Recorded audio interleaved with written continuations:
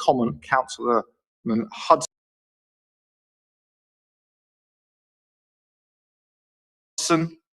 We're being live streamed and we are being recorded. Please keep your microphones on mute except for when you are speaking. Please keep your cameras on. Please don't use the chat function. Please raise a hand if you have a question. I'm grateful to be we're joined by Jacqui Smith, who's the new joint chair of Barts and BHRUT. Thank you, Jacqui, for joining us. I haven't been notified of any urgent items or adjustments to the order of business. Declarations of interest? Cllr Snell? My usual interest, a non-pecuniary interest as the chair of DABD UK. And Cllr Masters? Thank you. My usual interest that in my day job, I'm a Director of Health Transformation for Hackney CVS, a role funded by Hackney and City CCG. Thank you both. Just before we go to Cllr Sweden? Just in case, I'm a trustee of the Leighton Orient Trust, which may well deliver health services in the inner London area. Thanks. Thank you, Cllr Sweden. Just before we go to the first substantive item on COVID and winter pressures, can I just say on behalf of everyone here and on behalf of the residents, we're very appreciative for all the work that you're all doing at the front line. We appreciate you've been asked to step up again for the fourth or fifth time in the last 2 years and under some intolerable pressure with staff as well. So from all of us, and we appreciate that's very difficult on you as managers as well as for all the work on the frontline staff. So thank you on behalf of the community for the work that you're doing. Can I then move to item number 4 on COVID and elective recovery? When we set the item maybe a month or so ago, I at that point was thinking it would be more a focus on elective recovery to understand where we were, but clearly we've been overtaken by events. We've got about 50 minutes of this item. Can I break it into 2? One, an update on COVID, and then secondly, come to what seems to be progress that you were making on elective recovery prior to the new variants. So I don't know, Henry, do you want to give us an update as to where we are with the booster rollout, where we are with staffing pressures across the piece? Yeah, absolutely. Thank you, Chair. And before I do that, I wonder if it might be possible to just let Jacqui say a couple of words. She's obviously she's new to the to this committee, and she's come in as our she needs no introduction, of course, but she's come in as the joint chair, as you say. So if you don't mind, Jacqui would like to say a couple of words, if that's okay. No, absolutely. Jacqui, have we got you for the whole meeting, or are you going to have to? We have. Perfect. All right, then I'll save my questions. Okay. Well, first of all, thank you. I'm very pleased to be joining you this evening, and I just thought, I mean, I know the important business of the meeting is to, particularly given current circumstances, to look at the COVID issue and what we're doing on elective recovery. But I just wondered if I might say a couple of words about the progress that we're making on the collaboration between Barts Health and Barking, Havering and Redbridge, because colleagues will know that just before I started as chair in common, the two trusts produced a closer collaboration document that highlighted the priority areas that we would focus on in the months ahead. And I've been very clear that this is a collaboration that needs to make a difference to patients in terms of delivering better access, better experience and better outcomes. And I'm pleased to say that following a period of discussion, I think we're now moving from discussion and design into delivery. And of course, the challenge, which has become even more stark, is the extent to which the collaboration helps us through what will be an extremely difficult and challenging period in the next few weeks and months. I think we're already, we are beginning to see some positive benefits from that closer working. On elective recovery, We've been able to see patients who would have been sitting on Barts Health waiting list able to be referred to BHRUT for scans and procedures, where there is some spare diagnostic capacity there. So using the capacity across the two trusts more effectively. That's 1,500 patients who've been able to be treated more quickly and help to reduce the backlog. We've also seen very important work across the two trusts on improving urgent and emergency care, in particular clinicians and managers from Barts Health supporting BHRUT in areas of operational pressure, and particularly around the issue of emergency care, and that's been recognised both within the trust at BHRUT and also by the CQC in a recent visit. And of course, the two trusts, with the help of alongside the Homerton and the ambulance services, have also been focusing on improving ambulance handover times, rotating staff across the different hospitals, and reviewing the way that patients are managed when they arrive and are waiting for treatment. We also said that this had to be a collaboration that benefited our staff, and we're now making sure that we're making a reality of offering opportunity to individuals, for example, to move between the different hospitals, advertising senior vacancies across both trusts, and working on recruitment and retention, managing bank staff jointly, for example, in order to help to reduce vacancies and, of course, the money that we're spending on high-cost agency staff. Finally, following the publication of the closer collaboration document that I referred to earlier, we now have also published, and it's available on our website, the plan for the way in which we're resourcing the first stage of the collaboration, and ensuring that we make progress on it in order that we can make that swift progress on areas that are most likely to make the immediate difference to our patients and staff.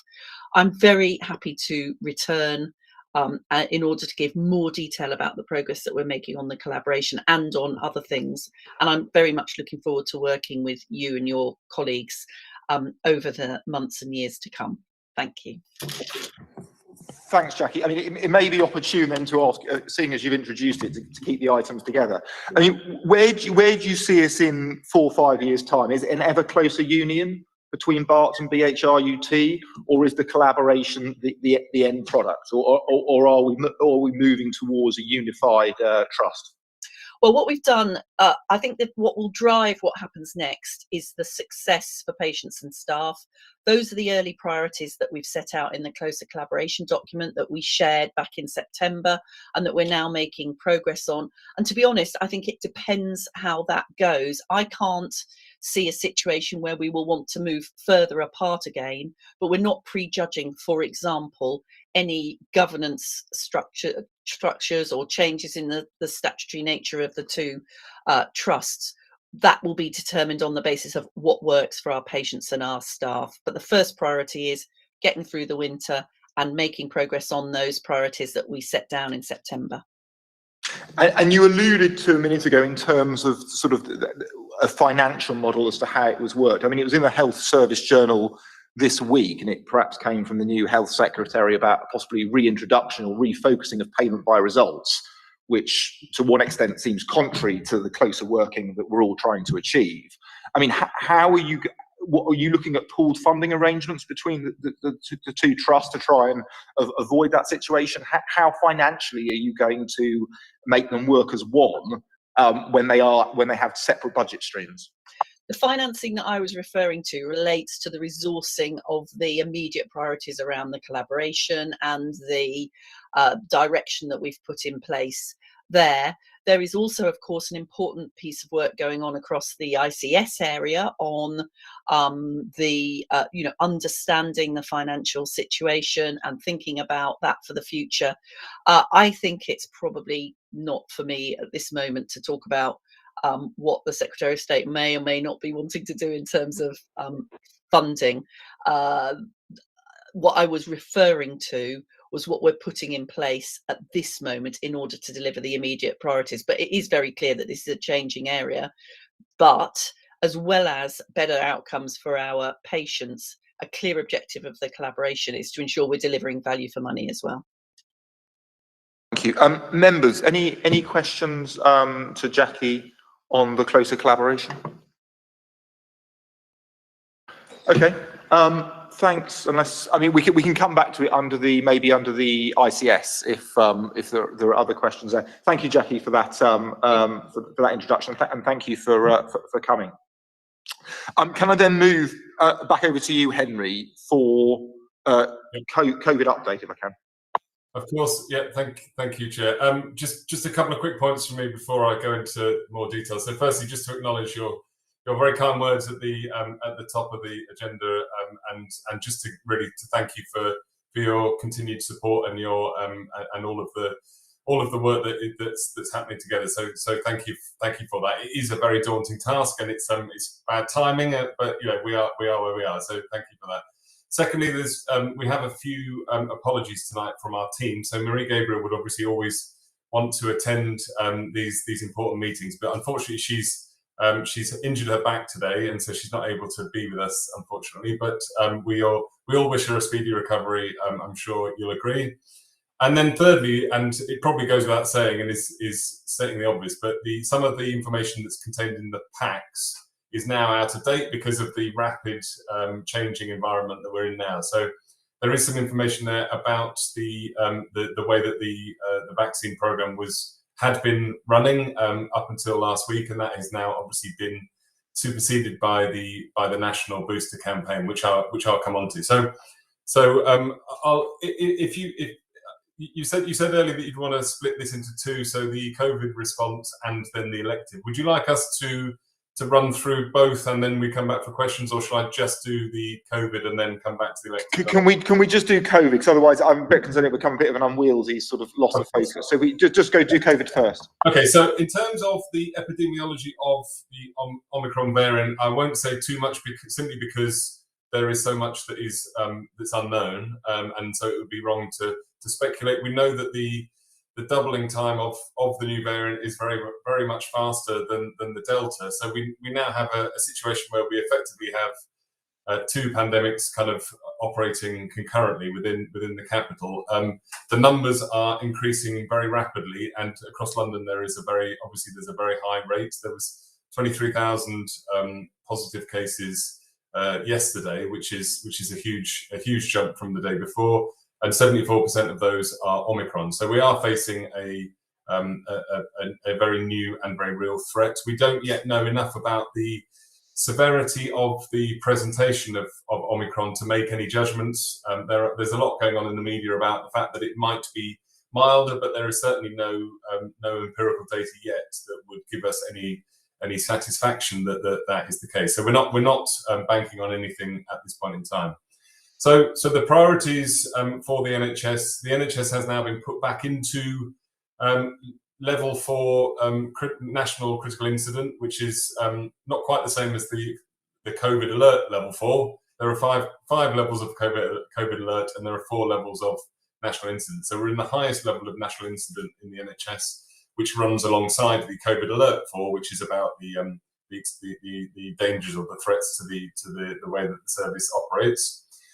So we're back into level 4, and the priority for the next 3 weeks, given the rapid nature of the way the disease is spreading, we have a very small window of opportunity to boost as many people as possible over the next 3 weeks. So that has overtaken everything else as being the number 1 priority for between now and the end of December, as you'll have seen on the Prime Minister's statement on Sunday.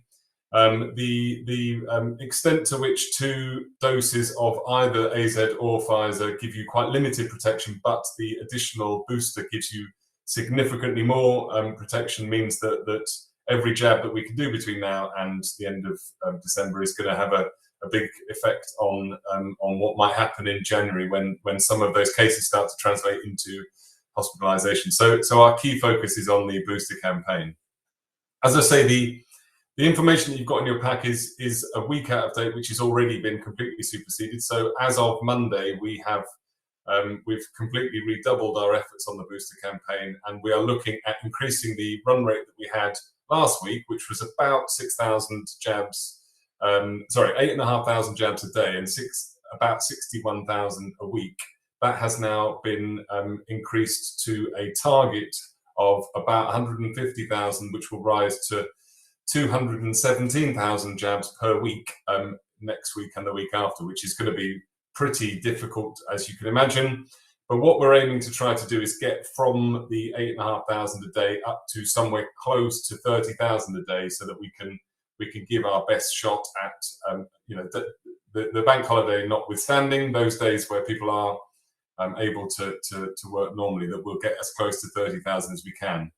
We did about 16,000 on Monday, about 19,500 on Tuesday, and then nearly 22,000 yesterday. So we are ramping up from that 8,500 a day very, very, very substantially.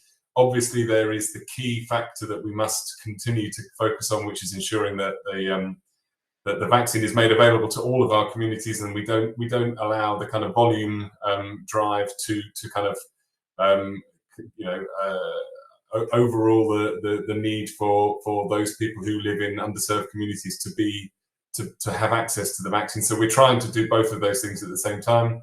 We have a very, very active series of innovative pop-ups, and we're bringing the vaccine to people, whether that's using buses or pop-up centres or innovation in other ways. So we're doing everything we can to ensure that, and we're also very conscious that there are still people who haven't received or haven't come forward for their first or second jabs yet. It's not too late to do that, and we are absolutely ensuring that happens, because despite the fact that might have limited protection against infection, the expectation is it will give very significant infection against a more severe case of the disease. So I will stop there, because I know there will be questions. I don't know whether Alwen or others might want to add to what I've said, or whether you would rather open up to questions. Well, maybe if I just sort of bring Alwen in, I think with what the Chief Medical Officer is saying with regard to the concern in terms of staffing levels with the spread of the new variant and it possibly taking out a number of staff, what sort of plans are you putting in place for that and to hold up the system?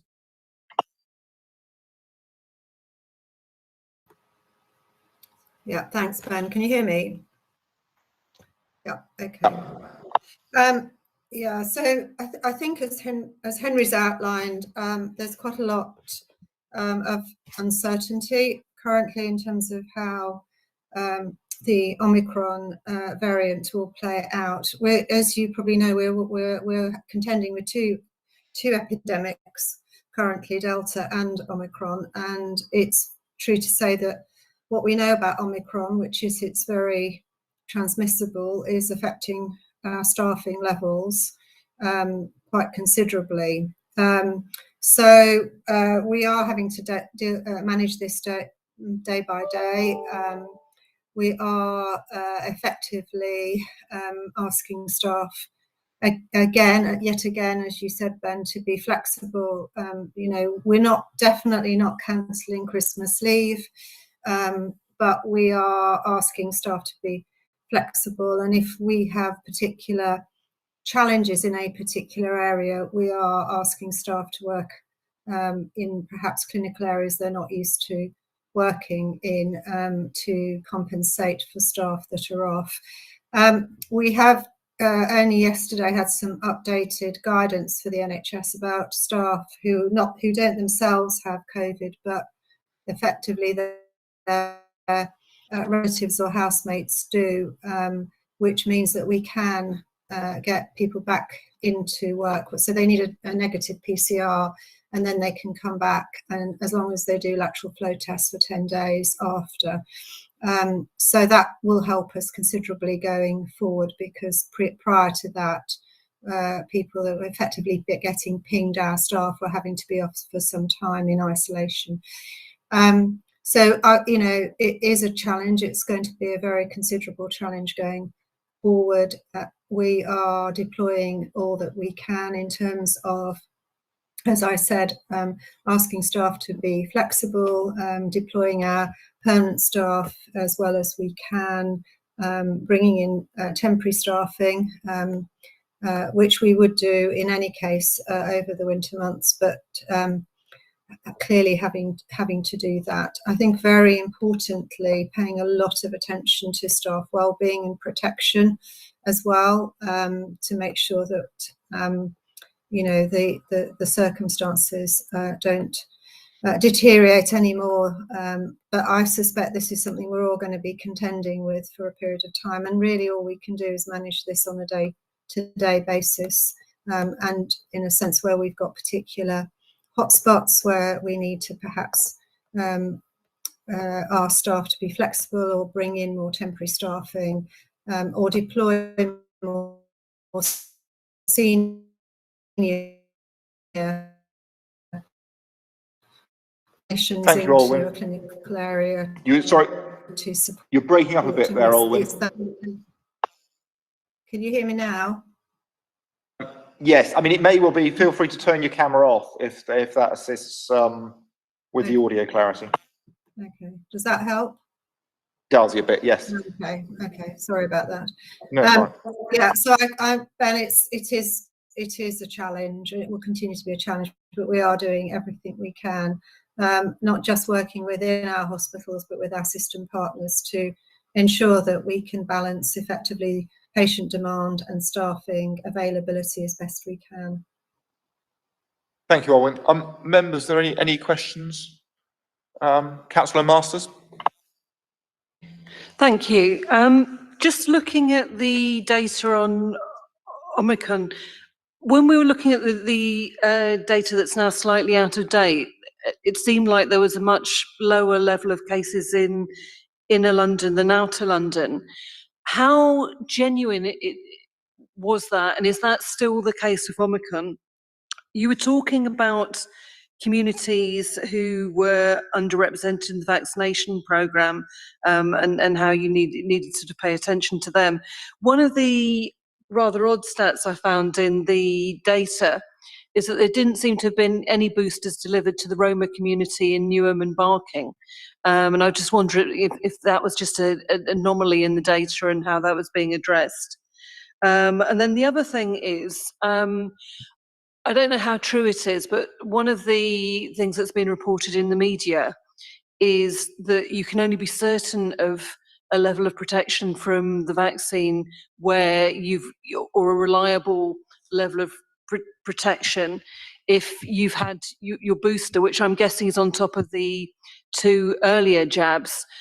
So what are you saying to people who haven't had any jabs to date in terms of sort of still encouraging them to come through the programme, in the sense that, you know, obviously they're going to have gaps between their first jab, their second jab, before they even get onto the booster. So how do you encourage them that it's still worthwhile going with the programme? Henry, do you want to pick up any of those? Yeah, I can pick up all of those. So in terms of your first question, Cllr Masters, the data is too early to say. So the previous presentation would have been based on Delta. We are now already at a point where Omicron has overtaken Delta. So that profile of lower cases with the inner boroughs compared to the outer will have changed already. So all we can really say is that we will provide the latest information that we can, borough by borough, on the website, and that is available through the public health teams with each local authority as well. So that information will now be superseded. In terms of offering the vaccine to the Roma communities in Newham and Barking, unfortunately, I can't answer that question off the top of my head. I will look into it though. We will certainly go get somebody to look at that, and it's not something I'm aware of. So hopefully that we can resolve that. In terms of the message to people who've not yet had their first dose, although the national kind of narrative is that even 2 doses doesn't give you a huge amount of protection from infection, it will give you protection against the severity of the disease. So having 1 dose is very, very effective in terms of reducing the impact. And obviously, if you then have your second dose within 3 months and then your booster 3 months after that, then that gives added protection again. So it is absolutely worth having your first dose if you hadn't had either, because it will minimise the chance of if you are infected of it becoming a much more serious case and just having a milder case as a result. So that we would absolutely encourage everybody to come forward, even if you've not had your first dose yet. And Henry, I mean, I remember you saying a few months ago, in terms of it, I think the statistic was around 90% of those in ICU hadn't had both doses at that stage. I mean, to what extent are you sort of gathering that data as we go with the new variant and using that as a mechanism to encourage those people that haven't vaccinated, to encourage them? Is that an active project to use that, or do you see that as counterproductive in some way? Well, no, I think it is worth doing. The problem we have is that there is no reliable data source, so it is collected at source from asking patients themselves, which isn't always possible and isn't always appropriate. So there isn't a national data source that we can tap into and we can run a report. So it is definitely something that we are still doing, but we have to do it on a kind of slightly snapshot basis, and it is quite resource intensive rather than it being something that we can just pull off. But we will continue to do that, and certainly it will be really important to understand as part of our learning about the different way that Omicron might present compared to Delta. So we will continue to do it. Any questions, Councillor Snell? Thank you, Chair. Since the last of these meetings, I ended up having COVID, and quite honestly, was I not testing regularly, would not have recognised it as COVID. It felt like an upset stomach, tummy bug, and so it's some concern for me to hear these stories of there being a shortage of lateral flow tests, because I think people's ability to self-test is quite crucial to managing the spread of the virus. I wondered if you could tell us, I mean, I was getting some more testing kits this morning and found myself with other people chasing from place to place. I wonder how long this is likely to persist, and is it going to make it more difficult to tackle emerging cases of COVID? I did find a box eventually, but in very limited supply. Thank you, Councillor Snell. Your councillors will be aware the test and trace is a national programme, so we don't have our own source in North East London of lateral flow tests. But just to reassure you, we are being assured that it is a logistics issue, not a supply issue. So there is plenty of supply, but there is a combination of a peak in demand plus the obviously at this point in time, around the festive period, the logistics kind of supply chain is under pressure anyway.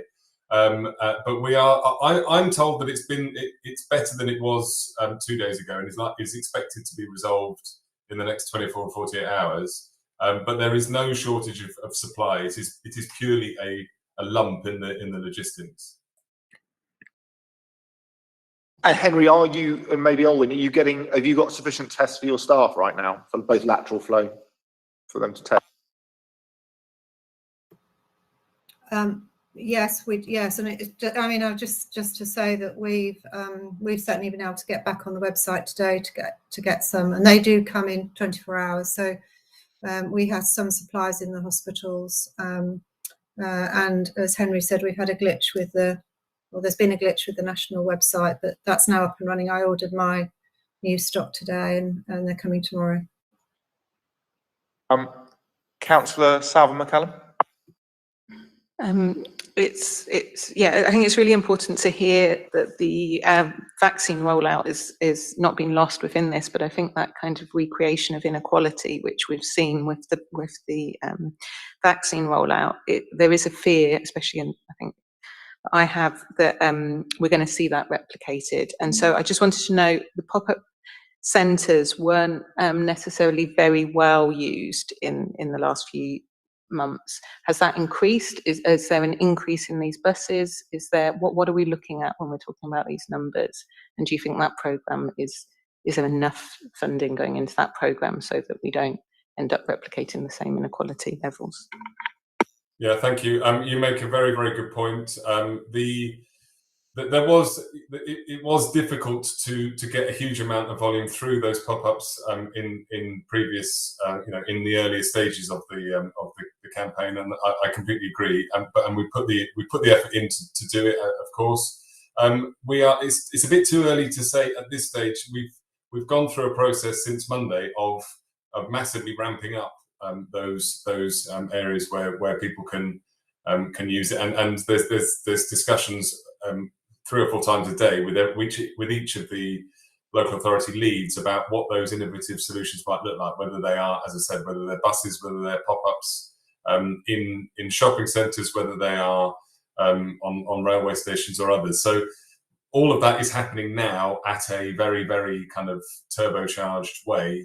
So it's a bit early to say now, but we are laying on as many avenues as we possibly can through those routes, as well as obviously then trying to drive the volume through the mass vaccination sites as well. So it's very much a twin track approach. But the feedback I'm getting from Simon, who can't be on the call today because he's still working on this as we speak, is that the engagement with the local authorities and the way that has been working has been absolutely excellent, and all of them have really, really stepped up and pulled out all the stops. So passing on a big thank you as well for that. Thank you, Henry. If there are no, I'm looking around, if there are no further questions, Councillor Adams. Yes, thank you, Chair. This is just a clarification. I was just wondering the vaccination uptake by ethnic categories. I've seen Bangladesh or British Bangladeshi, same thing with Pakistani. So I'm just wondering, how come we don't have Caribbean, British Caribbean, African, British African, or something like that? I'm just wondering, why don't we have that?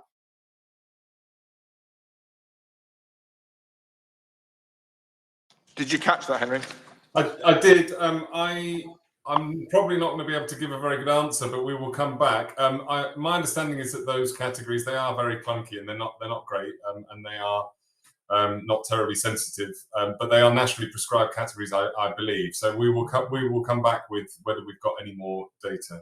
The reason why I ask that question is that we always talk about inequality and everything. Sometimes, if the data are not captured properly, then all this inequality cannot be eradicated. So that's the reason I was asking that. Absolutely, yeah, no, I agree. We'll come back with a more complete answer.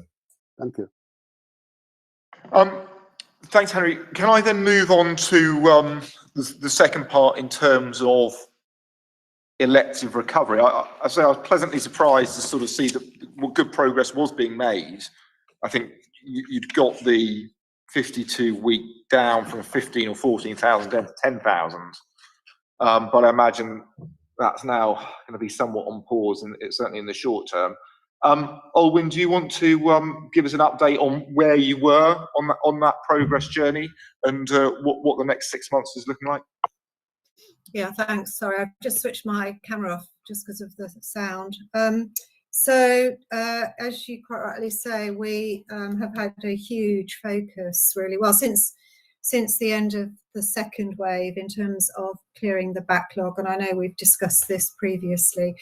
In terms of our very long waits, that's our 104-week waiters, we have a plan, and obviously, clearly, we're going to need to see how things go in the coming weeks.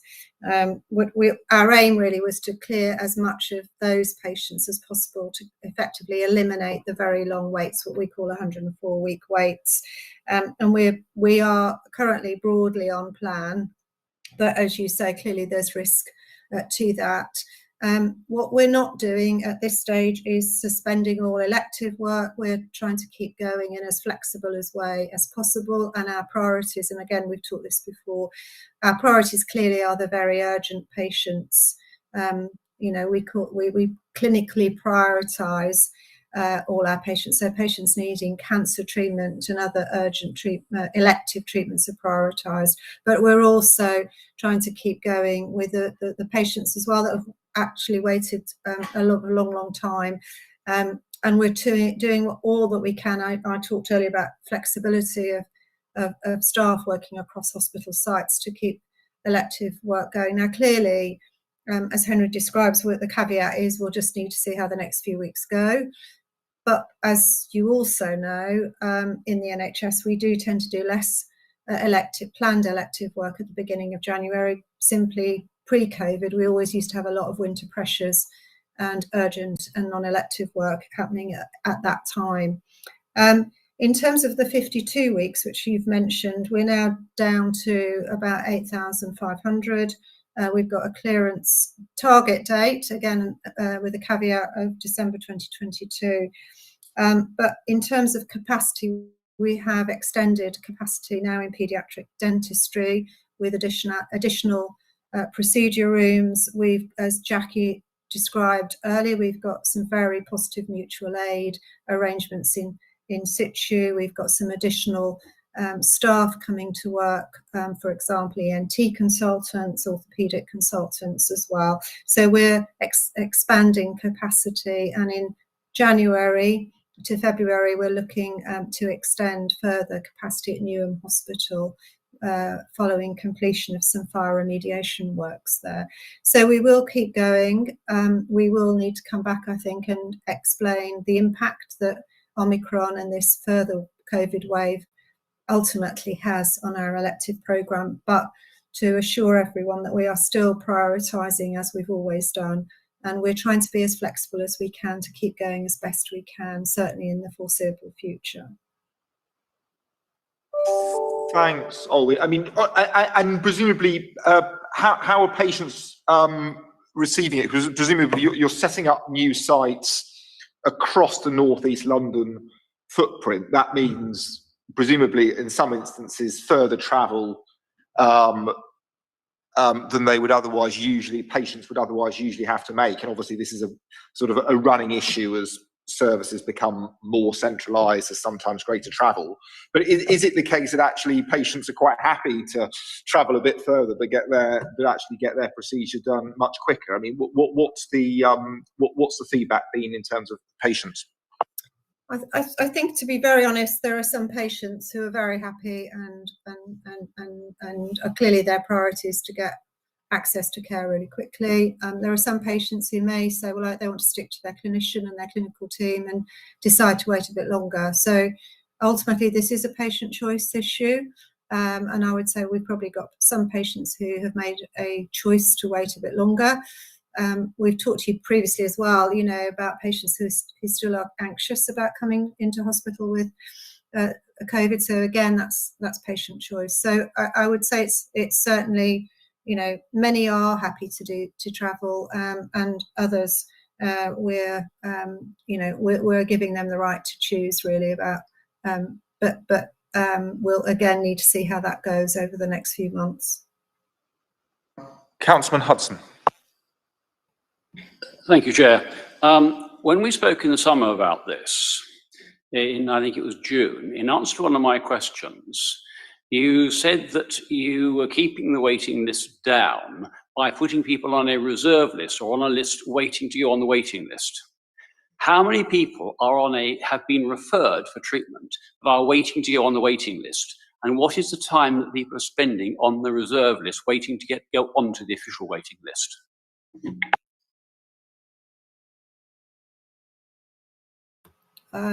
I think what I was referring to at that point, your memory is better than mine, is that we were in a situation, particularly for non-admitted outpatient referrals, where at that time, because we were just reopening the slots, you know, we were restoring services, as you will recall.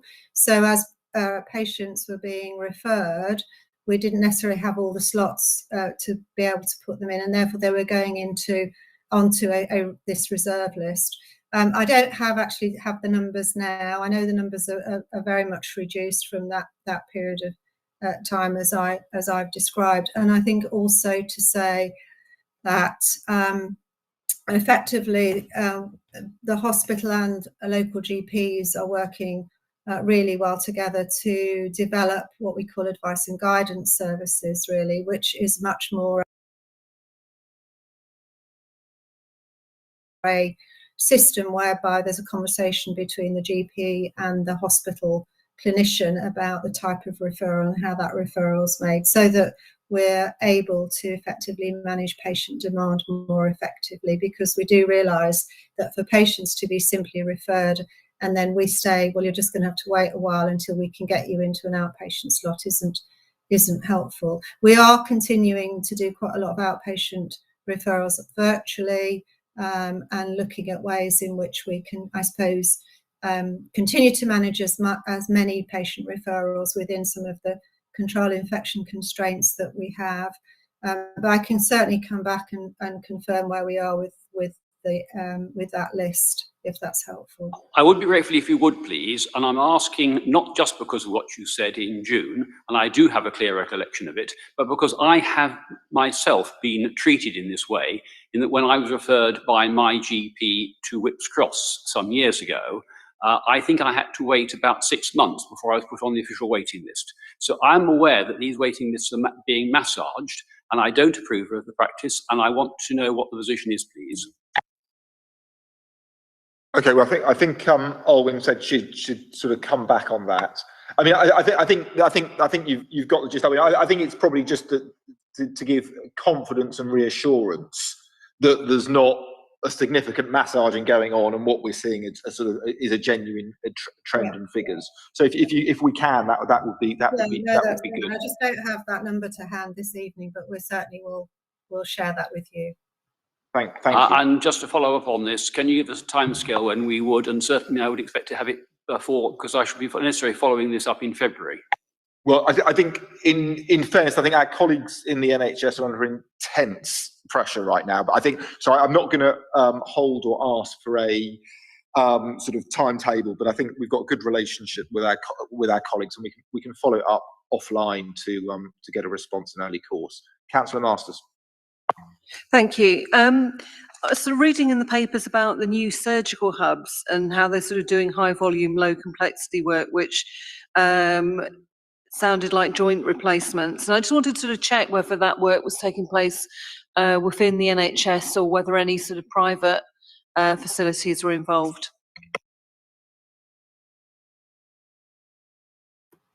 So I think what we're basically having to do currently is we are still reliant on the independent sector.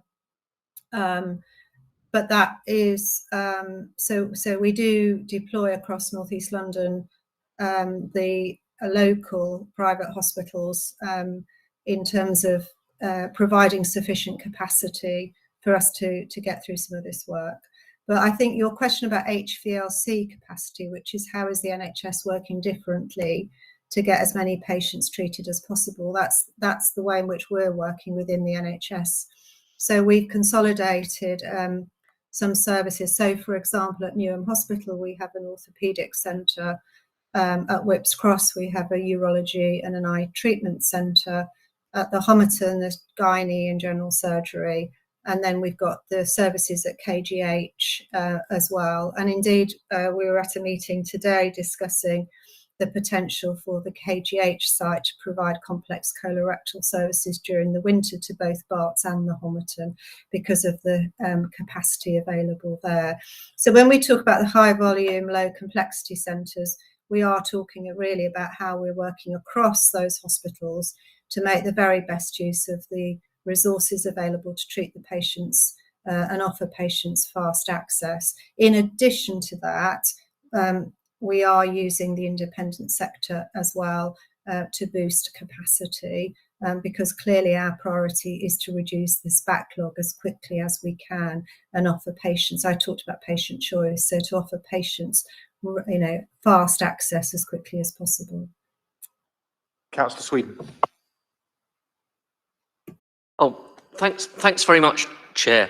I was very pleased to note that the obviously before our latest difficulties, the relative success, the 92% of cancer referrals were seen within 2 weeks. My question is more generally than that, but particularly to do with conditions that could be regarded as life-threatening. What are the number of referrals looking like that are coming from GPs and other possible sources in terms of the pre-COVID levels?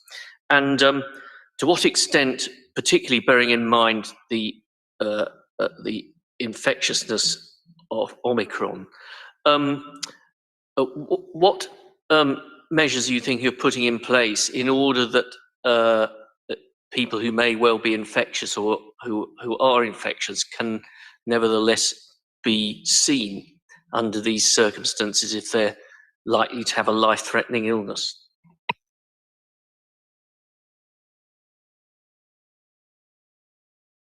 Alwen, are you okay to pick that up? Yeah, I'll pick that. I can pick that up. I can see Mark has just joined us as well, and Mark might want to add it from a GP perspective. But I think we have, I know we talked, didn't we, months ago about concerns about the rate of referrals really into services, and I think that that's picked up well. Clearly, we're in another phase currently. We'll have to keep a very, very close eye on that. But certainly a lot of hard work across the hospitals, across our Cancer Alliance, to make sure that patients, as far as possible, were being referred into secondary care services where needed. In terms of patients with Omicron coming into hospitals, so clearly, what they are treated. I mean, if somebody tests positive, let me just differentiate. Somebody who needs life-saving medical or surgical treatment and who happens to have COVID will have it, and the PPE rules and the control of infection rules determine the scale of protection. That's, you know, so staff would be in full PPE, for example. Nobody would be denied any kind of treatment, urgent treatment, life-saving treatment because they had Omicron. But clearly, there's guidance around if someone tests positive and is due to come in for a planned operation, that it's not a good thing clinically for people with who basically need to come in for routine surgery, to have that surgery when they've got COVID. Now, clearly that would be very difficult for us because we basically segregate our hospitals into controlling infection. So we have green areas, as you know, that are dedicated to we talked about the high volume elective centres, for example, but it's also not good clinically for the patients either. So if someone tested positive, they would be asked to delay their treatment until they'd had COVID and had a number of weeks recovery thereafter, and then they would be brought back in the system. But that absolutely isn't the case for someone needing life-saving surgery or urgent surgery or medical treatment. They would certainly receive that with the appropriate PPE regulations in place. Would that include diagnostics for someone who yes might have a grave condition, but yes. You don't know until you've done the scans or whatever? No, we would just apply all our control infection. The staff would be gowned up, PPE'd, and then there's very strict rules about cleaning, kit, and downtime between patients, and looking at the air infiltration in each room, etc. So, yeah, we're very used to this, to be honest, now, because we've had to do it for now, unfortunately, for so long. So I just want to make it very, very clear, anyone who needs life-saving or urgent surgery gets it regardless of their COVID status. Cllr Snell? Yeah, with things bundled up on the agenda, I almost missed the winter pressures section, but I was just confused at one stage. So if you go on to what is the third page of the section on winter resilience, there's talk about reducing pressure through emergency services, and it talks about our remote emergency access coordination hub was relaunched in November. It is available to refer patients from within the Barts Health footprint. Well, is that a misprint? I mean, is that across the whole of, exactly what is the Barts Health footprint, or does it apply across the whole of inner North East London?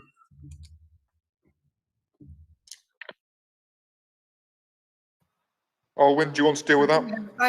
I think what you're referring, is this what we used to call the beach service, the emergency access coordination? Is this in urgent care? So this is basically, I think we're talking about the same service.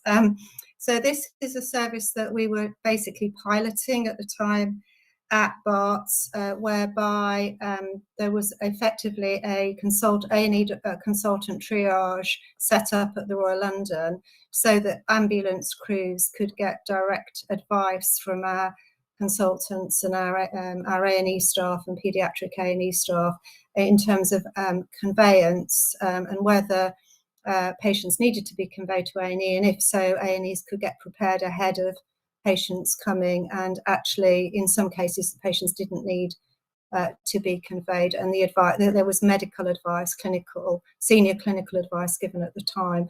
That was a pilot that went carried on for a period of time. It has just been reinstated, relaunched, if I can put it that way. It's got a slightly different name just to confuse everyone, but the plan ultimately is to extend that across the whole of North East London, but we're having to do it in phases, really, just to working with London Ambulance Service, and as you can imagine, London Ambulance Service are under huge pressure at the moment, so the extent to which we can work together as a system to ensure that only patients that have to come to hospital do so, and where we can keep patients at home with the appropriate support and intervention, that we can do that as well. So yes, the plan is over this winter that it's extended. It is now called REACH. Sorry, I can't remember what the R stands for either, so Mark might know. I'm racking my brains because I knew somebody would ask that, and I'm what I do know with the B was for Barts Health. Yes, and the R was because it's now across North East London trying to be implemented across in others. The B was dropped and R. So I guess or something, something like that. All right, let's let's move away from the acronym. Remote, apparently. Remote. Thank you. Just before we wrap up this item, are we seeing? Is it too early? Are we seeing an uptick in? I see Cllr Adams. I'll bring Cllr Adams in for a final question. Are we seeing an uptick in hospital admissions because of the new variant, consistent or proportionate to the number of sort of new cases we're seeing testing positive? I mean, are you starting to see, Alwen, a significant upsurge in hospital admissions of COVID right now, or is it too early to say? So we are seeing an increase, but we're not seeing huge increase, which is good news. But we are seeing a daily increase currently. It is too early to say at this stage because I think, as I said earlier, I think this is partly Delta. We've yet to see what Omicron brings. And also what we don't know is what we call the gearing between patients requiring critical care and patients requiring general and acute beds. So the pressure currently in terms of COVID is more, what we're seeing is increases in our general and acute beds in terms of COVID admissions, and a fairly so stable demand in critical care. What I would say in critical care is our critical care units are full because we're very busy with our winter pressures and our non-elective, non-COVID patients, and we're still doing complex surgery which requires critical care. So at the moment in Barts, for example, we've got 25 patients in critical care, all of whom are non-vaccinated. Now, and overall we've got 155 COVID patients, but we are seeing the numbers starting to increase. The next 2 weeks, I think, are going to be key to determine in London, given that London has got a very significant increase in community transmission, and that is the case for the over 60s, and that's the leading indicator we always watch out for in terms of the impact on hospital admissions. So at the moment we're planning, if I can put it this way, we're planning for the worst and hoping for the best to make sure we're ready for this, but it is too early to determine that currently. Thank you, Owen. I've seen two lots. I'll take these two together just to keep on time. Councillor Adams first, then Cllr McAlmont. Councillor Adams. Yes, thank you, Chair. But my question is regarding the Super Saturday clinics. Is it one-off or is it ongoing? And if it's ongoing, how long is it going to go on for? That's question one. And Councillor McAlmont. Thank you, Chair.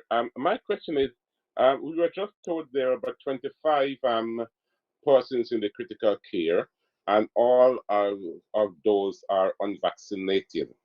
And we are aware that there's vaccine hesitancy. And one of the first things that came to mind is I wonder what the ethnicity of these patients are that are unvaccinated, and what it is that we can do in our patch to educate persons that it is important to get vaccine now that we know that there's a new variant. I'd just like to know the ethnicity of these patients, if that's the information is available.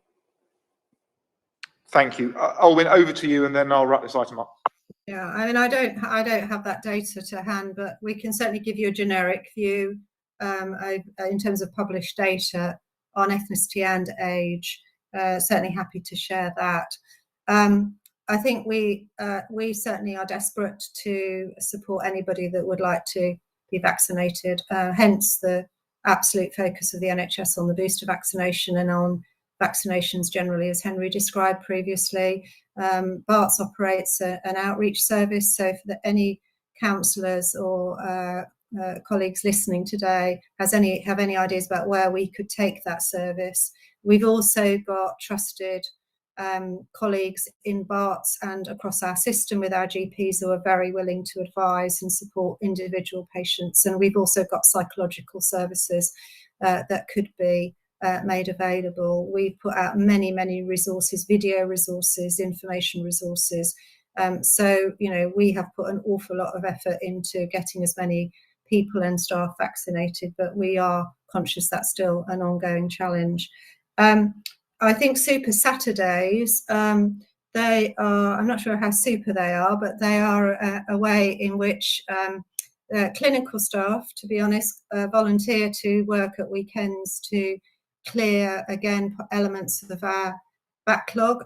Sometimes that's the non-admitted waiting list, sometimes that's they come in and do extra surgery. This is all part and parcel of what I was describing before, which is a very huge concerted effort amongst our clinical staff to get patients treated. So I can imagine it will go on for some period of time, given some of the challenges that we're currently facing. Thank you, Alwyn. Thank you, Henry, for that update. With that, I will close that item and move on to item number 5, which is the service change for the community diagnostic centres. I understand, Nick Wright, you're going to lead the presentation on this. We've got about 20 minutes allotted to this. So could I ask maybe for sort of a 5 to 7 minute introduction, and I'll throw it open to questions?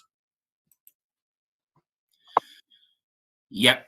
Hi, everybody. Hello, Chair. Would it be appropriate for me to share my screen, or shall I talk through the presentation? Shall I just talk through the presentation that was whatever you prefer, or I think sharing is always useful. I will attempt to do that then.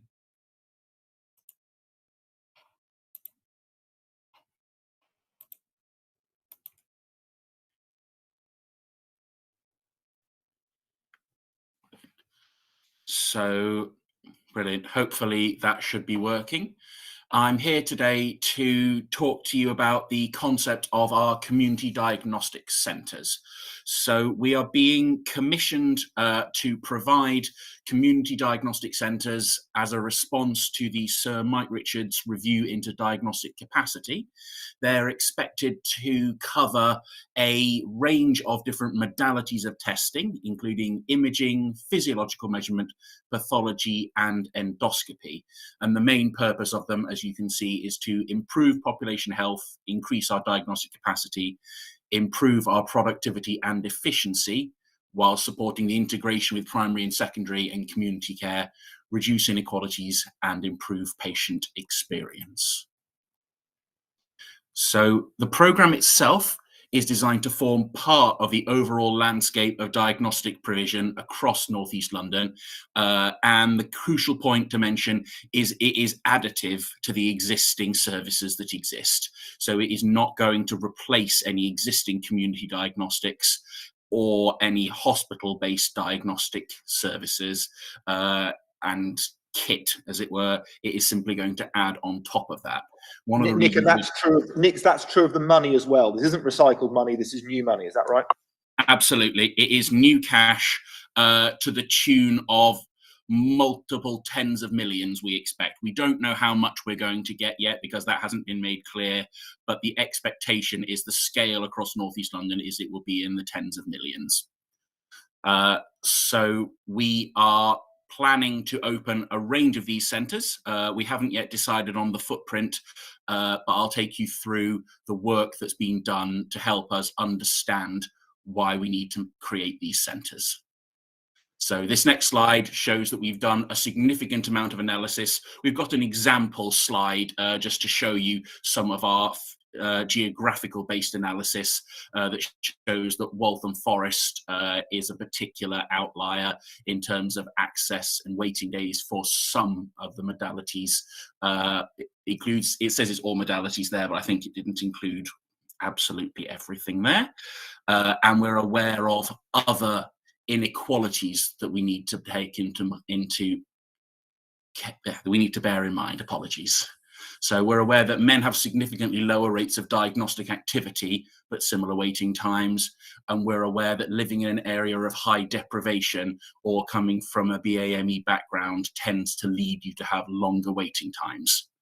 At the moment, site, so where you're physically located across our boroughs, is a major determinant of waiting times because different acute sites have different waiting times at the moment. And we're aware that the further you go to the fringes of NEL, the longer travel times are, for example. So one of the things we're going to be bearing in mind is future travel times to our different centres. The next point to mention is year one and early adopters. So we are currently in year one of the scheme. Year one of the scheme is very much the start, and we are going to be paying for a new MRI scanner and a new CT scanner in our early adopter sites at Mile End and Barking. So those two sites are also running what we call early adopter activity, which is helping to clear the backlog in our acute sites. And it's expected that some level of that early adopter activity will continue next year. So the programme will be paying for additional activity, additional sessions, for example, to clear the backlog, whilst also constructing services for the future. There are 3 different types of site contained within the guidance that we are allowed to create. Basically, big, medium, and small. The large sites include all of our services and endoscopy. They have to, generally speaking, be based close to one of our acute sites for safety and access reasons. Then we then have the community NHS sites, which are the medium-sized ones, and then the commercial and high street sites, which are likely to not contain as many different modalities and certainly will not contain endoscopy. So on to the enabling elements. So there are 3 key things that we know we need to get right in order for this to work. So we've got a 5-year programme to build these sites across North East London, and we know that we need workforce. So the expectation is the workforce for these will run into the hundreds. So we are building a programme that will allow us to grow a larger workforce over the coming years, using the CDCs that we're going to build as training hubs and training centres to help grow workforce of the future, along with exploring other options such as apprenticeships and working with our local universities. In order for patients to get easy access to any site that they may wish to go to, and in order for GPs to get access to scan results and secondary care to be able to shunt it backwards and forwards. We know there's some work on effectively the digital pipe work that needs to get done as well. So we have got a plan for the 5 years to enhance our digital capabilities to make sure that we're actually able to share referrals, share results, and share the full level of information backwards and forwards across the system in a way that you would expect, given the modern world we live in these days. And then finally, the other important bit is clinical pathways. This is very much not a program that's just about building some buildings and putting some shiny machines in them. One of the key aims of this program is to make diagnostics more easily accessible to primary care, which for patients means that it makes it more accessible earlier on in a patient's journey through the NHS for their particular instance of care, so that we can more easily find out if and indeed what might potentially be wrong with that particular patient that may need further treatment. So the aim is to have these centres based more in the community than on acute sites, so that patients do not have to be referred into a gigantic and potentially concerning large hospital. There will be options for them to go potentially on high streets, potentially in smaller, more low-key sites. Then finally, just a quick update on the engagement to date. We've engaged with a broad range of stakeholders. We've spoken to Health Watch from all of the boroughs twice. We last spoke to them earlier this week. We've spoke to the NEL Clinical Advisory Group. We've spoken to both Inel and ONEL JHOSC's patient advisory groups, which we'll be setting up. And we've also spoken to the primary care and planned care steering groups. This is our pre-engagement phase. As we develop our plans to understand more about what is possible for us to do, we'll then be undertaking a much more wide-reaching public engagement phase in the new year to cover and make sure that we're really listening to the voice of patients as well. So I will stop presenting and stop sharing there and see if there's any questions. Thanks, Nick. I've got with. Thanks very much, Chair. Well, I hate to be parochial, but the map shows that we're sitting in an area which has the best and quickest access to diagnostics, and I'm sent from a borough which has by far the worst waiting time for diagnostics, even by comparison with Havering, which is a much bigger geographical area. So my question is, what steps will you be taking in rolling out this programme, which I wholeheartedly approve of, to address the inequalities in delivery across the footprint? So if I could respond. You're on mute, I think. I am? How about now? We can hear you now. Better. You were cutting out a bit. Again, if you want to turn your camera off, that may assist. Thanks. Let's try that. So yes, we obviously, one of the main aims of the programme is to address existing access and overall usage inequalities. So we will be bearing that in mind for each modality and each type of testing as we go forward to design what our overall deployment and rollout and phasing plan is. So we will be bearing that fully in mind as we build up our plans, and that will obviously be included in the equality impact assessments that are done for the individual sites and the programme as a whole, as we work up what seems like the best and most efficient and most fair. I'm not quite sure what the other word for equality would be, but the most appropriate delivery of services to meet the needs of our patients.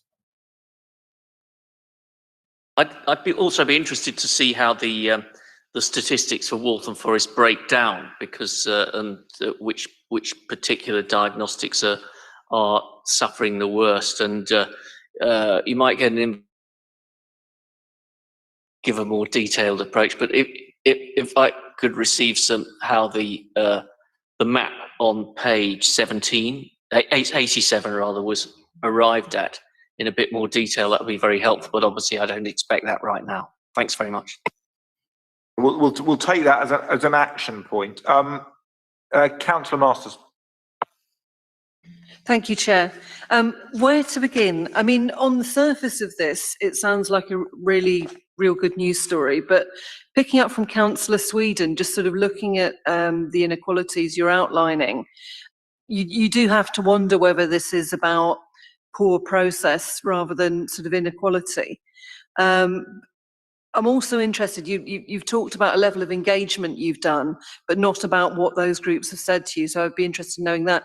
And also it's just where this kind of slots in. I mean, is it like one of these machines you get at the fairground where you go along, you sort of do your test, you get some data out. What happens next? How, once people, who is actually going to be delivering this service? What's their level of qualification going to be? And where does it slot into the rest of the NHS? How does this sort of link into somebody's sort of GP? What about people who are using the service who maybe don't have a GP? How do we ensure that there's a safety net there that ensures that they properly understand the information that's sort of coming out of this system and they get proper treatment, particularly when you're talking about areas like many of our inner city areas where you've got people who maybe don't speak English as a first language. Where's the support for them? And the other question that, and this came up in kind of pre-meeting, is this going to be sort of replacing existing services in any way? Okay, Nick, you've got 3 or 4 questions there. In answering the first one on, is it just poor process or is it inequality? I mean, is there a reason why, just piggybacking on Cllr Masters, is there a reason why, say, Hackney's got better diagnostic rates at the moment than other areas? I would have to take that question away and come back with a formal answer. I think one thing I would say, though, is that was an example map we gave from a wide range of analysis that has been done, just to indicate that a range of analysis has been done. There are other maps that show different areas are positive or negative in different criteria as well. So in terms of Councillor's questions about engagement. Yeah, so in terms of engagement, we've spoken to Health Watch several times. They have said that they support the programme. Obviously, this is new money for new services. It is not intended to replace, delete or deny access to other existing services. So things like community phlebotomy will still exist, although phlebotomy services will also be provided in these CDCs as well. In terms of what happens next and who's going to be running them, these services will be hosted by the relevant acute trust at the moment, is what our expectation is. They will be hosted by the relevant acute trust in the borough/footprint that they're in. So we are working with our acute trust partners to understand exactly how we tie them in so they form part of the overall service that is being offered to them. And I see Ken has his hand up, so I'll hand over to him to add further comments as well. Yeah, thanks very much, Nick. Just say I'm General Practitioner, Clinical Chair for Waltham Forest, part of NEL CCG. Just say we've been very much involved in this sort of in this sort of consultation, and some of the feedback is that, in a sense, how do we address the inequalities in terms of those patients that have undiagnosed conditions? So if you look at long-term conditions, anything up to 50% can be undiagnosed. And although we do talk about CTs and MRI scans, a lot of the investigations that are required are very small, but actually we need to do a large quantity. So whether it's 24-hour blood pressure monitoring, whether it's 24-hour ECG, whether it's sort of, asthma checks, those need to be done in significant quantity. And how do we target that? And that's where sort of, going into the areas where we don't pick up as much, I think is going to be key.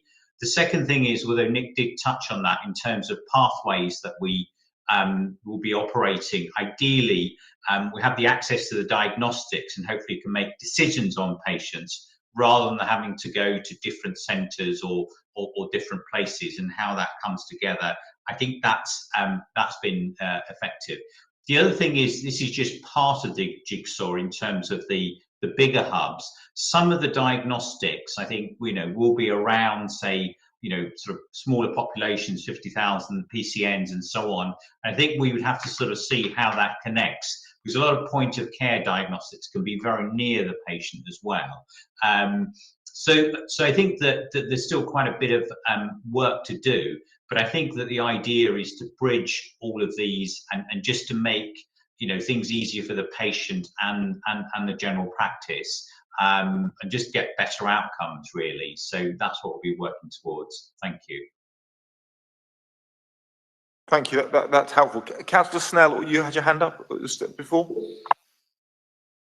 I was really coming in behind Richard, and he answered my question. But I mean, these maps, this analysis is really interesting stuff. It's the sort of stuff we should be feeding into joint strategic needs analysis, and we should be interrogating this excellent information you pulled together to spot the particular problem areas. It seems to me that you've given us insights into what I think perhaps needs discipline by discipline analysis of what's going wrong in those different areas. But I think you've answered Richard's point very well, and it looks like an excellent piece of work and very useful in all sorts of areas in future. Thank you. Thank you. I mean, yes, I mean, echo those. It's warming to see that heartening to see that the inequality is the driver behind, it seems to be one of the main drivers behind this, and that's very much welcome. This may be something we asked sort of for an update on in maybe a year's time, and I suppose what will be interesting is to see whether if you're able to judge yourself on that equality benchmark, and to see what progress you've made, and so as you can hold yourself and we can hold you to account on that, to see if you are able to make inroads into some of the inequality issues. Would that be something that you're measuring, Nick, as you're embarking on this programme?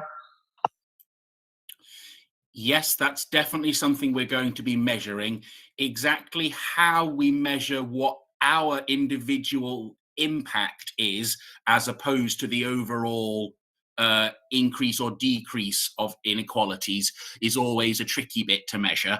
But yes, that is one of our overall aims. So obviously we will be doing our best to measure and hold ourselves to account to those aims. And we are very happy to come back and speak to you on a regular basis, as is deemed appropriate, about the progress in the programme and the particular sites that are potentially going to be identified for us to add extra capacity to over the coming 5 years. Thanks, Nick. Thanks for your thanks for the presentation. And yes, I certainly think we can do work behind the scenes at an appropriate point, but certainly to get some understanding as to the work you're doing, maybe in a year or so's time, and what impact that's had. So thank you.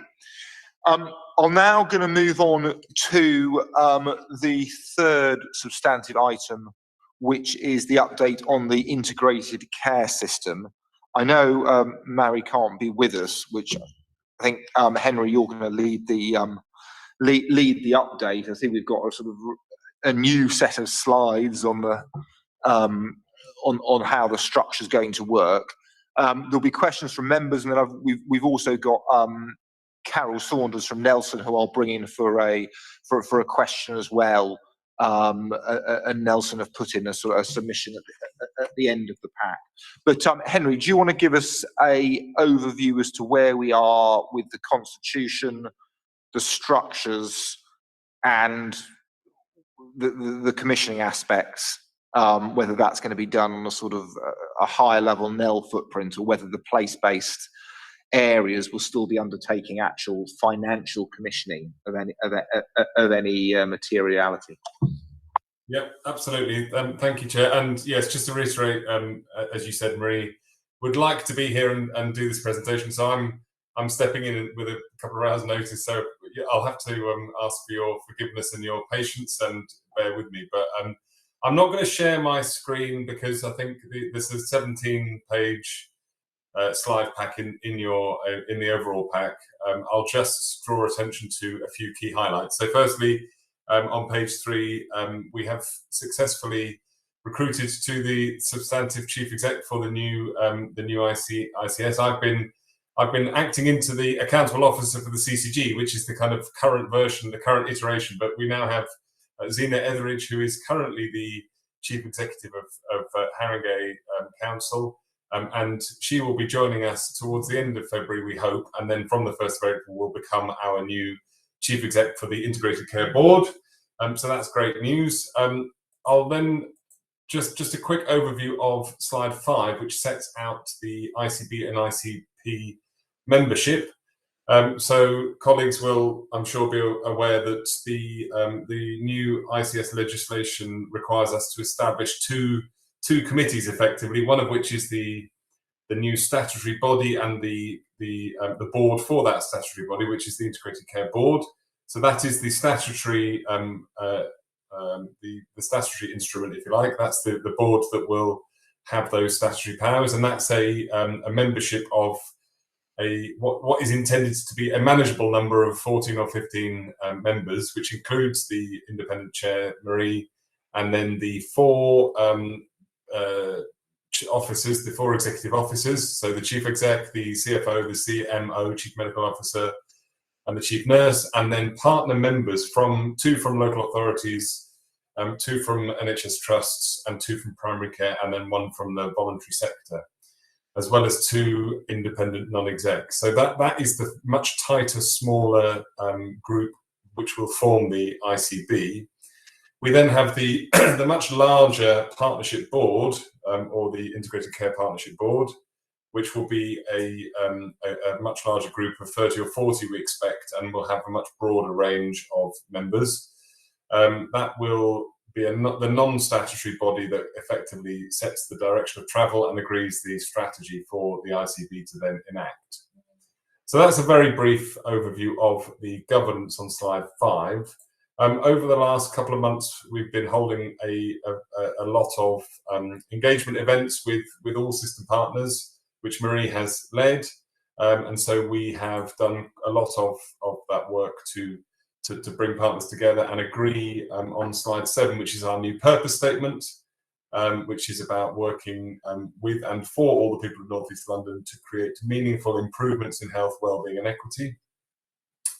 We then, on slide 8, we then agreed 4 design principles around quality and outcomes, equity, value and collaboration.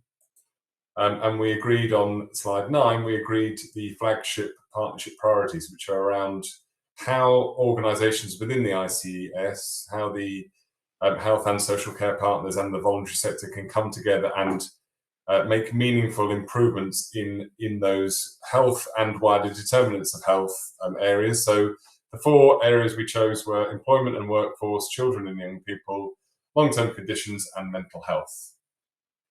So I won't go into any more detail because the rest of the pack sets out the way in which the system is expected to work. But you do make, Chair, you did reference the extent to which the local place-based partnerships will be given the autonomy to act, and that is absolutely the intention. What we're trying not to do is to push down too much of the what you might call the business and the contracting down to a place-based partnership, because the partners around the table, we don't want to get into a position where the partners around the table are contracting with each other and are tied up in commercial conflicts. We want those partnerships to be free from too much of that kind of statutory determinations that sometimes can constrain those open discussions. So we need those partnerships to be working on how they collectively together design the neighbourhood health and care models that we need, that will bring in other broader partners as well around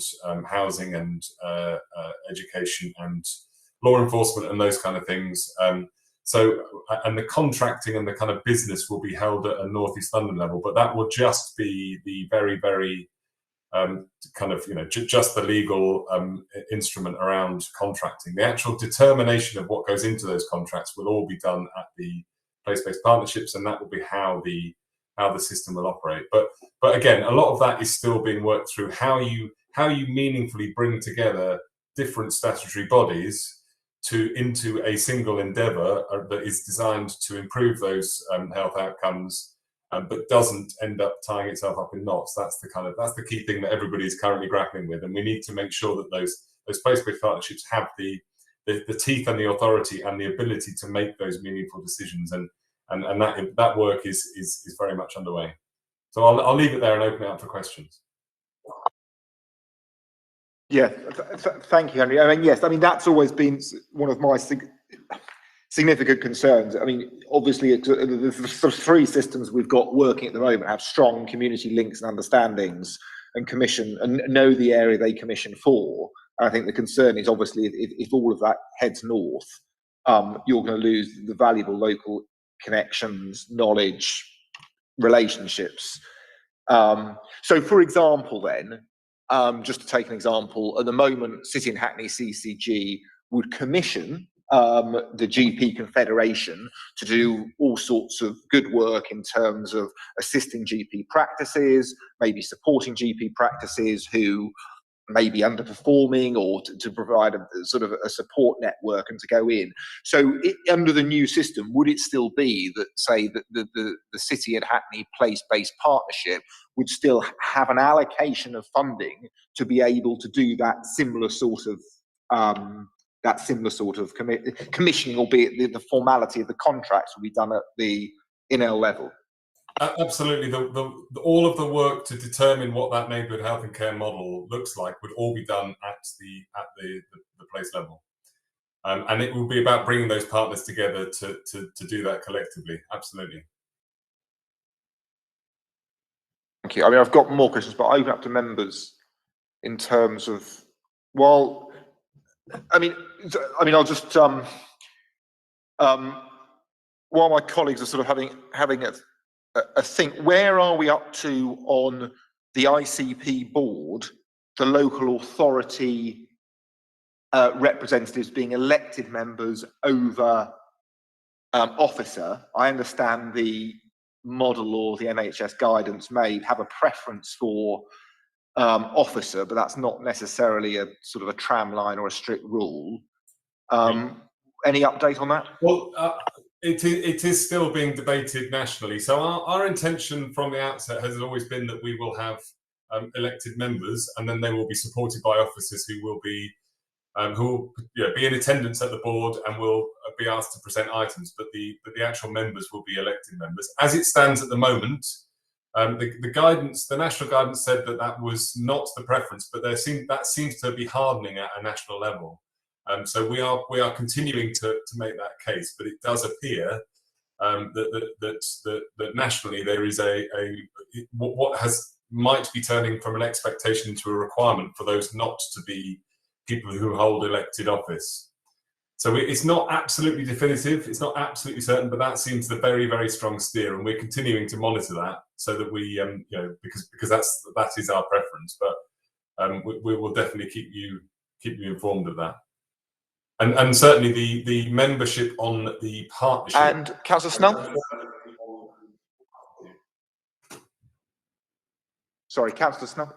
Thank you, Chair. I'm going to be a bit cheeky, actually, because I think this was an incredibly clear presentation, beautifully set out, and I sort of wondered whether you'd actually taken it from a national model, and to what extent you think what you have put, and obviously the 4 priority areas are the sort of areas with which I think we would all concur. I just wondered if you could say how much at this stage this differs from what is happening in other areas. How do we differ, and how do we measure up to what other areas are doing? Thank you. I can't really give you anything definitive about precisely what the other either the other 4 areas in London or the other 41 areas in the country are specifically doing, but we We are certainly, the national guidance and the national steer has always been very much around guidelines that are permissive, and so there are certain things that are requirements, but the general kind of direction has been that we are free to make our own determinations, and the way that we have designed the structure and the way we've designed the governance is absolutely. It's unique to us. It might be similar to other ICSs, but it is not based on a defined template, and it is different from other ICSs in London. I know that. I couldn't, as I say, I couldn't tell you precisely what the other ICSs have in terms of core membership, but it's not exactly the same as ours. In terms of our local priorities, that has been the output of a very, very comprehensive and really very successful engagement process that we've taken place over really since around June. I mean, it's built on many years and you would probably say decades of relational kind of development, but certainly in terms of turning our attention to making this the basis on which the ICB will be established. This is the outcome of 6 months' work in an accelerated way with our partners. Thanks, Henry. We've got a few gremlins tonight, I think, in terms of people are breaking up a bit. Councillor Hudson. Thank you, Chair. Certainly, so far as the partnership board members are concerned, the local authorities, we are or ought to be member-led organisations, and if the members resolve that it should be elected members who serve on them, then we shouldn't be dictated to by officers as to who serves on them, but make the decisions ourselves.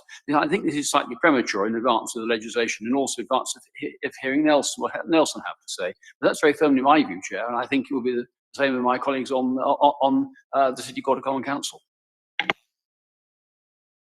Out of interest, Henry, I mean, when you say it was hardening at NHS national level, what, as in in the legislation, the primary legislation or the guidance note may particularly specify it? Is that what could happen? My understanding is that is a policy view rather than but the legislation will obviously then be informed by that. So I can't say at this stage exactly how it has then translated itself into any amendments to the legislation, but certainly what I was describing was a policy position on the basis of a national view that there is a potential conflict where individuals have elected democratic elected mandates. So which is not I mean I share Councillor Hudson's view. It's not a view that I share with the national team. I think there is, when it comes to the ICB, being able to function, that's how it should be. But unfortunately, I don't make these rules. Yeah. I mean, can I just like sort of just slightly go back to the funding question? We talked in terms of CCG still say having an allocation, but of course under the current system, and to use City of Hackney as an example, the old CCG would have funded the Homerton, and the money would have gone down that route, and that obviously provided a degree of stability for City of Hackney's local system. We're very lucky; we've got a local authority coterminous with a hospital, and it functions very well as a result. We're of course very aware. We've got, and this isn't, no disrespect, we've got Jacqui being brought in for our two massive neighbours under a sort of a joint working. I think as a meeting last week, we understand that, understandably, Jacqui's going to be sitting on the integrated care board, albeit will speak to John Geeve sort of on a regular basis in relation to that. The funding, as I understand it, for the acutes, so for the Homerton, will go up northwards. And so whilst I think we all accept, we've got well-intentioned officers, everyone that works well together at the moment, in 3 or 4 years' time, there's a new diktat from above in terms of sort of increased mergers and things like that. Where's this putting the Homerton? And because obviously that's of significant concern to us. And also, what safety valves can you assure us about in terms of the Homerton's future sort of stability and independence in relation to that? And we say that because we think we've got a system that works very well. So what assurance can you give us there? Okay, we've got Mark Ricketts on the line as well, who is on the Homerton board. But I'll start just by saying that the Homerton is obviously integral to the future of the overall ICS. It's a high performing trust. It's a very, very well established partner within a health and care system. It provides acute services and community services, and is almost, the City and Hackney system is almost unique to the extent to which that site provides a comprehensive wraparound services for that community. And there is nothing that would give me any reason to want to change that at all. And the part of what we're trying to do with the place-based partnerships is to create that kind of a much more coherent system focus for the kind of a neighbourhood health and care model, which is what has been established in the City and Hackney system. Henry, can you just turn your camera off as well? Because sorry, we're losing you every now and again. Apologies, I'm cracking up as well. So that model that has worked very well in the City and Hackney system, where there is a wraparound neighbourhood health and care model that supports and is supported by the acute site, is one which is very, very successful, and we would want to, if anything, replicate that. And the Homerton is integral to that. So there is nothing. There is the Homerton is very, very much here to stay and part of the future. But Mark might want to add more. And Jacqui, do you see your role on the ICB board as, although you are the joint chair of Barts and BHRUT, as representing the Homerton there as well? I mean, as in you are there on behalf of all the acutes, and that is how you see and will conduct your role in relation to that. Absolutely, that's what's set out in the governance. It's what I've agreed with the chair of the Homerton, John Geeve, and in fact I'll be having further discussions with him next week about how we will make that happen in a way that represents the interests of all of the acute partners across the ICS area. And will it be the case in the way that there are two local authority reps, but then the local authorities will be meeting maybe monthly to sort of feed into that? Have you sort of got an arrangement whereby you'll be meeting John sort of every month or every other month to sort of feed into your priorities, and so that there is ownership and buy-in from the Homerton in terms of those decisions? That's exactly what we're going to be talking about next week, yes. Thank you. Any members for further council? Thank you. We've already sort of talked about the importance of borough-based perspectives and the place-based aspect. I did declare my interest at the start of this meeting, but one of the real concerns is that in terms of this important engagement of the voluntary sector, rather than sort of deal with borough level VCSs, that there will be some attempt to create an umbrella body. Can I have an assurance that that will not be the case? And also, you very kindly said, I can't remember, it was our last meeting or the meeting before, that we wouldn't see private health companies on the boards. Is that still the case? Can you repeat that guarantee? Yeah, absolutely. Chair, shall I come back? So, in terms of your last point, absolutely, Councillor Masters, I can repeat that. That would that there will be no membership of. Turn your camera off and go. Yeah, that there will be no private companies with who would provide members on the board. I can give that guarantee.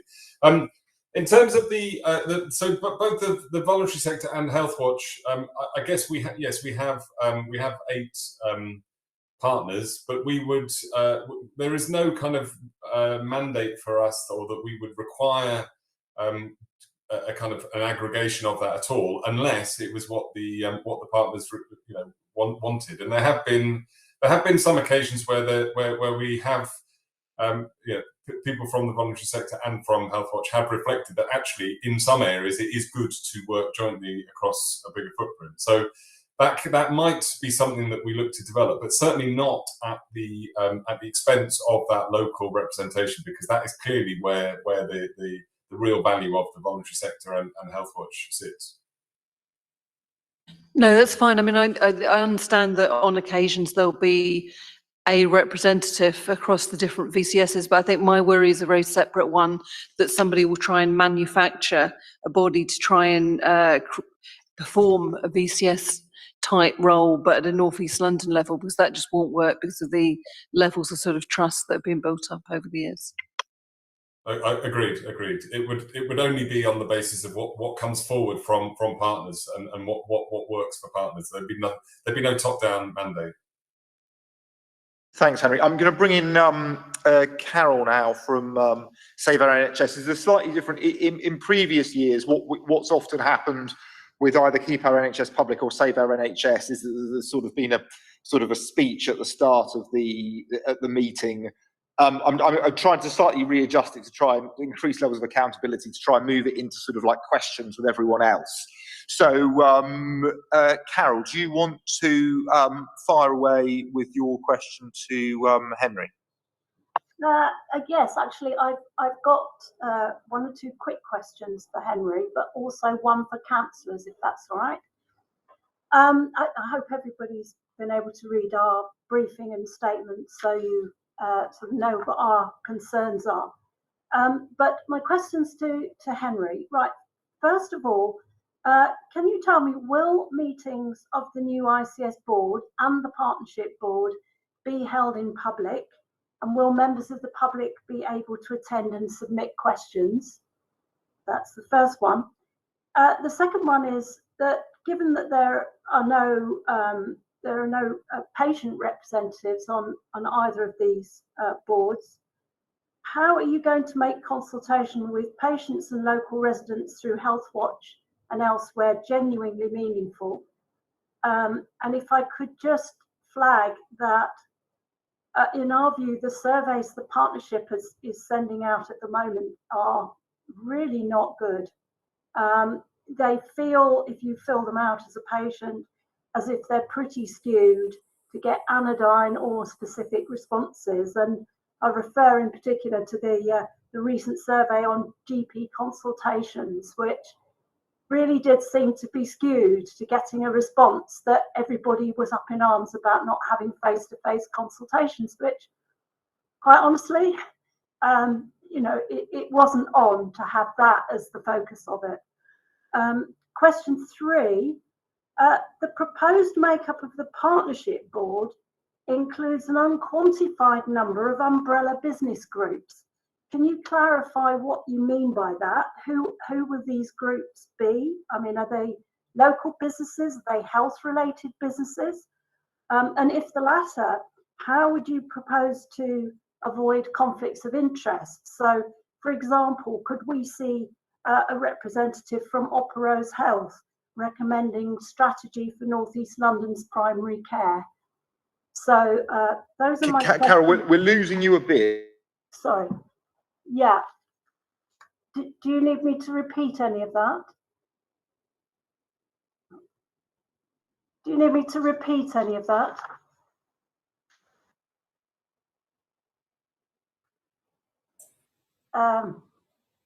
Share, you're on mute. You're on mute, Share.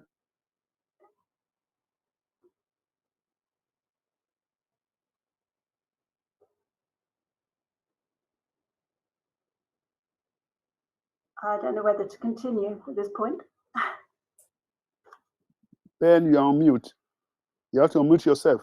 Yeah. Right. Speak again. Hello, I got kicked out of my own meeting. Okay, Henry.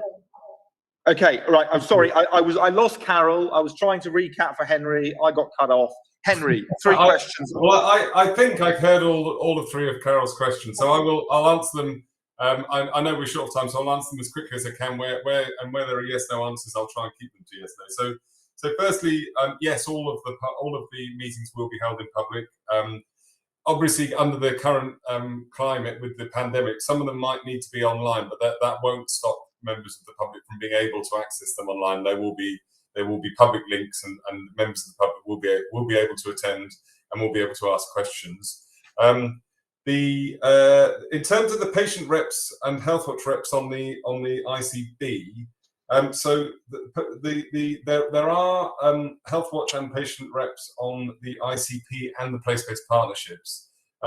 Not the ICB at the moment, and the reason for that is because when it comes to making those statutory decisions, the view from our health watch partners is that it becomes difficult. Henry, can we do camera off, please, and just sound? It becomes difficult for a health watch to then be able to hold the ICB to account for the statutory decisions it makes. If health watch is then a member of the board who makes that decision. So being a member of the partnership and a member of the place-based partnerships locally as well gives that full opportunity to engage without then having that potential conflict of interests. I completely take your point about the surveys, and I know the one you're referring to. Again, I don't want to kind of pass the buck, but that wasn't a survey that was designed by North East London. It was designed by the regional team, and it was done in a way that was not perfect. I agree. But we will always try to make those as meaningful as possible, and we have learned from that. In terms of the business group, so the intention here is that this is a broad group of local businesses around stimulating employment opportunities, and very much in line with the anchor institution work that we do as a local employer. We're very keen, we're a very large, the NHS is a very large employer, and Barts Health and BHRUT and the Homerton are very, very good at actively recruiting staff from our local communities. And the idea of having businesses on the ICP is in line with that, is to encourage those businesses to recruit local people.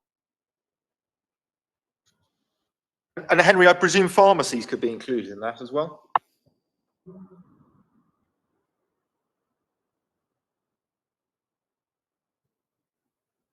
Henry, have we lost you?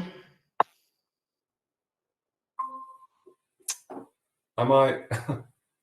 He's there. Oh, you're back. And Henry, could pharmacies be included in the business groups? Potentially, but we would need to work that through. We'd need to understand, what would be the case for that.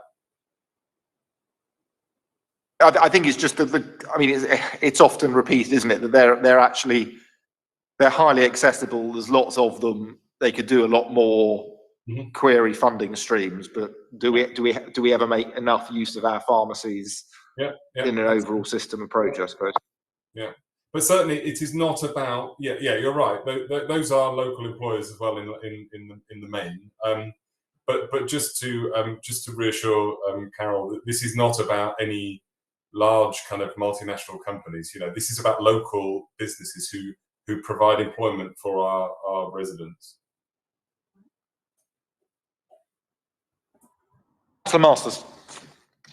Really quickly, I'm really glad Carol Saunders asked her question about meetings being in public, because it reminded me of something that's been really annoying me at work.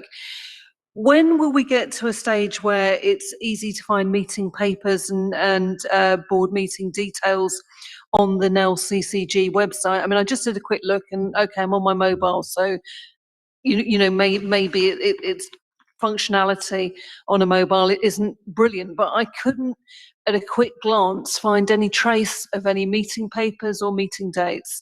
So when will that be remedied? Okay, I'll have to look into that. They are on there, and I think it probably is it's perhaps just the mobile view. They are on there, but if it's very useful. Thank you, Councillor Masters, for the feedback, because I'll take that away. We'll make it more prominent, because it is something which should probably pop up as the biggest thing on on the top of the screen. So thank you for that. But just to reassure you, they are definitely on there. They might just feel like they're not as prominent as they could be. Thank you, everyone. I'm going to draw that item to close. We've got 10 minutes left for what will be an update. The last item's an update on the Whipps Cross development from Cllr Sweden, who was at or chaired the joint JHOSC on that a short while ago. To all the colleagues at the NHS, please, this is more of an internal update to us, so please feel free to stay if you want, but also please feel free to leave the meeting at this point. And thank you all very much for coming and for your continued work. Councillor Sweden, so the last substantive item on the agenda, do you want to give us, say, 10 minutes? Do you want to give us an update on the Whipps Cross meeting? Yes, well, we've had 2 meetings. In fact, the first was an overview, really, and to get set up, at which I was elected chair of the JHOSC. I'm not quite sure how much of members know, but we basically have representation from Waltham Forest, obviously 3 members from Waltham Forest, 2 from Redbridge, 1 from Essex County Council, and an observer from Epping Forest District, they don't have scrutiny responsibility, so they're as an observer status. At the last meeting, their representative didn't know that she was able to speak. She thought she just had to be there silently. The most interesting discussion we had was at the last meeting, which looked at end-of-life care, which is one of the issues that has exercised a lot of people, and the fact that basically the hospice facility in Waltham Forest is carried out from within Whipps Cross, the Margaret Centre, and the initial plans do not show explicitly anyway a discrete hospice type unit in the building. So we looked at that, and we did in fact recommend that there should be a discrete unit available for the Whipps Cross catchment area in the future. That's the only actual recommendation that we made. The trust, the Barts Trust, is undertaking a scoping exercise to see what the demand would be for such a unit, or what the end-of-life care provision should look like in the new hospital, and hasn't yet come to a conclusion. But we came to that conclusion, I think, basically on the grounds that in an acute ward there isn't sufficient peace and quiet for people at that stage in their life, and also on the grounds of equality, in that hospice at home was not appropriate for people who were living in overcrowded conditions, as some of our least affluent people are. Where we were helped by a Hackney resident, Professor Heather Richardson, who happens to be a friend of mine, who has had a senior role in the hospice movement, and was able to give the discussion a bit of gravitas that it otherwise wouldn't have. And I think that she reminded us that we had to bear in mind health inequalities in whatever provision was made. And also, one of the other members from Redbridge, having had experience of both a hospice situation and one that was provided within Whipps with the Margaret Centre, reminded us that at a very difficult time, people can be saddled with a lot of bureaucratic procedures. So whilst we didn't come to a decision as to whether it was going to be the new unit was to be run by the hospice movement or run by the NHS, it was essential that if it were the hospice movement, that the bureaucratic difficulties that had pertained in Redbridge would not pertain in the new movement at the new Whipps. We move on the next meeting, which is at the end of the projected bed numbers, which is one of the I would say that the second major item that various those who are interested in the service and the development have raised, and the fear that the reduction in bed numbers would be inadequate. It's a 51 reduction in bed, isn't it? Well, there's been a hedging to say that if the demand is there will be the scope to increase the number of beds, and the new building, in fact, will have some room for expansion, but where I'm quite keen to interrogate the methodology that's been used. I'm not sure I'll be successful, and I haven't so far got an expert witness for our next meeting who can interrogate the projections with some degree of authority. So if anybody's got any ideas here, I'm more than welcome. And the last meeting that we're going to have before the elections will be on flood prevention, and it's hoped, COVID permitting, that that will take place on site in the boardroom at Whipps, so that before the meeting we'll be able to actually look around the site and understand where things are going to go in a physical as well as an imaginative sense. Thank you, Councillor Sweden. I mean, from when it was here, it sounds like you've picked up on the three critical areas of concern. Sounds like it's in good hands in terms of. I think Councillor Neil Zammit before was talking about the possibility of, say, 51 bed reduction at Whipps, then possibly an undercapacity anyway at the Barts BHRUT of possibly, say, up to 100 beds, and sort of like the overall system approach, so possibly feeding into that. But I think the counter punch from the NHS has been new ways of working will free up that capacity, but then we've got significant population growth as well. Indeed, do have that, and I'm always at great pains to remind everybody that the King's Fund has told us that moving services out of hospital doesn't save us any money. We do it because it's better, but it's not a cost-saving exercise. So anyone that thinks it is deluded. We've got a few minutes left. Any questions for Councillor Sweden? Councillor Martin? Just a really quick one. I'm just interested. I mean, I'm assuming that the JHOSC has no actual power over the outcomes at Whipps, and if they do choose to reduce beds, there's nothing that can be done on behalf of the local authorities involved. I mean, I hope I'm wrong in that, but I'm assuming that's the case. The only thing that we would be able to do is, any scrutiny body could do, I suppose technically we could refer the matter to the Secretary of State, but you know, so I think that the wry amusement around the room knows that that wouldn't be a particularly productive exercise. I think one thing that perhaps I could add is that there was a serious or a vociferous request from some Redbridge colleagues who wanted the whole process to go to a statutory consultation. And I'm very anxious that no procedure that we engage in will delay the delivery of the hospital. So I'm hoping to resolve that informally with Whipps, and I'm planning to have a private meeting where we can find out what the and if the trust doesn't want one, why they don't want one, and can we have some consultation that will satisfy everybody and won't delay matters.